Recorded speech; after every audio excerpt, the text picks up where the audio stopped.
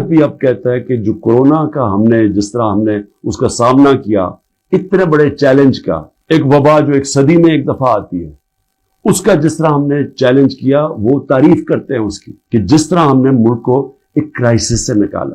انہوں نے ساتھ ساتھ یہ بھی تعریف کی کہ ہم نے جو قدم اٹھائے اس نے اکانومی کو سنبھال لیا تھا، حکومت کرائی گئی۔ اور یہ کہہ رہے ہیں آئی ایم ایف اپنی رپورٹ میں کہتا ہے کہ اس سے پولیٹیکل ڈی سٹیبلائزیشن سے اکانومی ڈی سٹیبلائز ہوگی، یعنی جو ہماری معیشت تھی وہ ڈی سٹیبلائز کا مطلب کہ وہ ایک دم مارکیٹ جو تھی اس کے اندر ایک دم انسرٹنٹی آ گئی۔ جب مارکیٹ کی انسرٹنٹی کا مطلب کہ جب جو ٹریڈرز ہوتے ہیں، جو مارکیٹ ہوتی ہے، اس کو جب یقین نہیں ہوتا کہ اب کیا ہوگا، تو یہی میں نے جنرل باجوہ کو میں نے بھی بتایا اور شوکت ترین فائنانس منسٹر کو بھیجا، ان کو بھی کہا کہ ان کو بتاؤ کہ اس وقت نہ ڈی سٹیبلائز کرنا، ان سے سنبھالی نہیں جائے گی۔ اور وہی آئی ایم ایف لگتا ہے کہ ان سے سنبھالی نہیں گئی، ان کو سٹیپس نہیں تھے، انہوں نے غلط پالیسیز بنائی، ان کی پالیسی سے اور زیادہ معاشی حالات بگڑتے گئے۔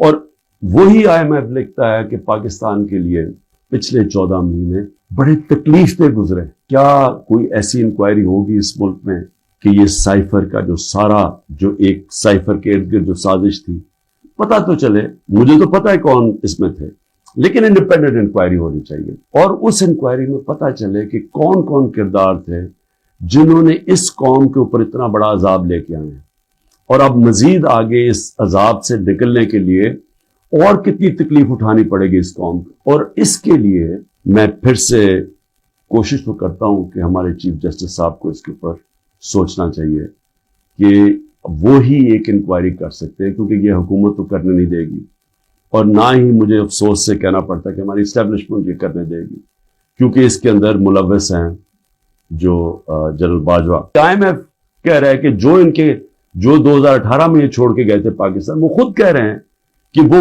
تحریک انصاف نے بڑے زبردست مشکل فیصلے کر کے ملک کو اس سے نکالا۔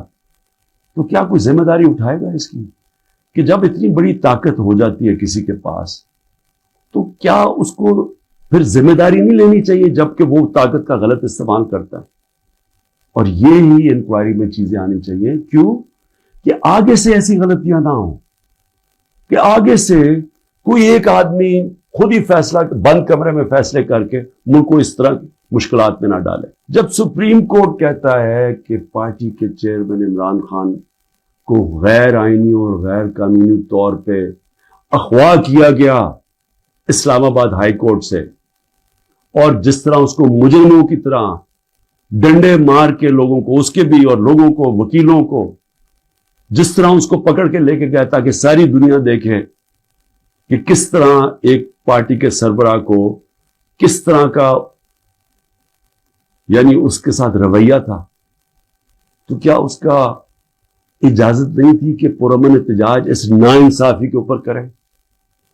اور جب رینجرز اٹھا کے لے کے گئے تو کدھر احتجاج کرنا تھا؟ وہی نا کنٹونمنٹس میں کرنا تھا، جی ایچ کیو کے سامنے کرنا تھا، اور کدھر جا کے کرتے؟ تو میں سوال یہ پوچھتا ہوں، اس میں جرم کیا تھا؟ جرم جو تھا جو جلائے ہیں، جرم تھا کور کمانڈر کے گھر کو آگ لگانا، یہ جرم تھا۔ جرم وہ تھا جو عسکری ٹاور جلائے گئے ہیں اور جدھر جدھر بھی جلائے گئے ہیں، وہ جرم تھا۔ اب میرا سوال یہ ہے کہ کیا اس جرم میں 10,000 لوگ شریک تھے؟ کیا 50-60 لوگ ہوں گے جنہوں نے جا کے جلایا؟ میرا اگلا سوال یہ ہے کہ یہاں سی سی ٹی وی کیمراز ہیں، کیوں نہیں سی سی ٹی وی کیمراز کی فوٹیج سامنے آئی کہ وہ کون لوگ تھے جو پہلے گئے ہیں، کن لوگوں نے آگ لگائی؟ کیا اتنا مشکل ہے اس کو ڈھونڈنا؟ جو عورتوں کو پکڑا ہوا ہے، ہماری اسٹوڈنٹس پکڑے ہوئے ہیں، لوگوں کو جیلوں میں ڈالا ہوا ہے، برے حالات میں رہ رہے ہیں، جو خبریں آ رہی ہیں باہر، کیا کیا ان سے ہوا ہے، وہاں کتوں سے تشدد ہوا ہے، ان سے اپروور بنانے کے لیے کیا کیا ان کے اوپر ہر قسم کا ظلم کیا گیا، کہ یا کہہ دو کہ عمران خان نے کہا تھا وہاں جا کے تو فائلیں جلا دینا کور کمانڈر ہاؤس میں، کور کمانڈر ہاؤس کو بھی آ گیا فائلیں جلا دینا۔ ایک یہ کسی کی 164 کا بیان آئے، اس میں کوئی عقل ہے کہ کیا فائلیں پڑی ہوئی کور کمانڈر ہاؤس؟ آج تک مجھے ایک سٹیٹمنٹ بتا دیں کہ عمران خان نے اپنی ساری زندگی کبھی کہا ہے کہ کہ تشدد کرو. یہاں 16 لوگ شہید کیے گئے ڈائریکٹ فائرنگ سے. 100 سے اوپر کو گولیاں لگی, 3 کی ٹانگیں کٹ گئی. میں یہ پوچھنا چاہتا ہوں کہ جو اور ایک پیرالائز ہے, کبھی کسی جمہوریت کے اندر اس طرح گولیاں ماری جاتی ہیں اور انکوائری بھی نہیں ہے. اسٹیبلشمنٹ کو فکر کرنے کی بات یہ ہے کہ ہر جگہ پولیس کیا کہتی ہے, جی ہم کچھ نہیں کر سکتے, ہم مجبور ہیں, اوپر سے پیغام آئے ہیں. یعنی یہ جو ہم ظلم کر رہے ہیں یہ ہم نہیں کرنا چاہتے, یہ ہمیں پیچھے سے پیغام آئے. یہ ہر جگہ سے یہ خبر آتی ہے کہ جی ہم تو چھوڑنا چاہتے ہیں لیکن کیا کریں جی, وہ اوپر سے پریشر ڈال رہے ہیں, سارا ڈال رہے ہیں اسٹیبلشمنٹ کے اوپر, ساری نفرت اس کے خلاف کر رہے ہیں. یہ تو کوئی دشمنوں کی ضرورت نہیں ہے. یہ جو سارا ظلم کیا جا رہا ہے یہ اب پولیس اپنے اوپر سے اتار رہی ہے. عمران خان ایک پولیٹیشین ہے, ایک غدار نہیں ہے. اس کا جینا مرنا اس ملک میں ہے. اس ملک کو تباہ نہ کریں.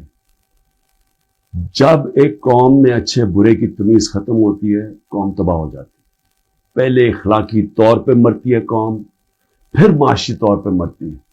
سارے جو دنیا کی بڑی بڑی ریاستیں تھیں, رومن امپائر, مسلمانوں کا مغل امپائر, یہ جو عثمانیہ سلطنت, یہ ساری ختم ہونے سے پہلے ان کے اندر اخلاقی طور پہ یہ قومیں مری تھی. اس کے بعد یہ ختم ہوئے تھے, ملک ٹوٹے تھے. دیکھیں, لوگوں سے زبردستی بیان لینا, 164 کا بیان لے کے ان کو رکھ کے ان کو بلیک میل کرنا, ان کے بچوں سے بلیک میل کرنا, فائلوں سے بلیک میل کرنا, یہ ہم جھوٹ کو سچ کراتے کراتے ہم کیا دیکھ رہے ہیں کہ یہ ملک کو کتنا بڑا نقصان ہو رہا ہے. اور مجھے صرف یہ فکر پڑی ہوئی, سب چیز کے لیے میں تیار ہوں. میں بار بار, مجھے پتا ہے کہ انہوں نے پوری کوشش کرنی ہے کہ کیئر ٹیکر آنے سے پہلے اس کو جیل میں ڈالیں, میں اس کے لیے تیار ہوں. لیکن کیا ملک کا ہم سوچ رہے ہیں؟ وہ نہیں سوچ رہے جن کے سارے ڈالرز باہر پڑے ہوئے ہیں. سوچ ہمیں, ہماری طرح کے لوگوں کو سوچنا چاہیے جن کا جینا مرنا پاکستان میں.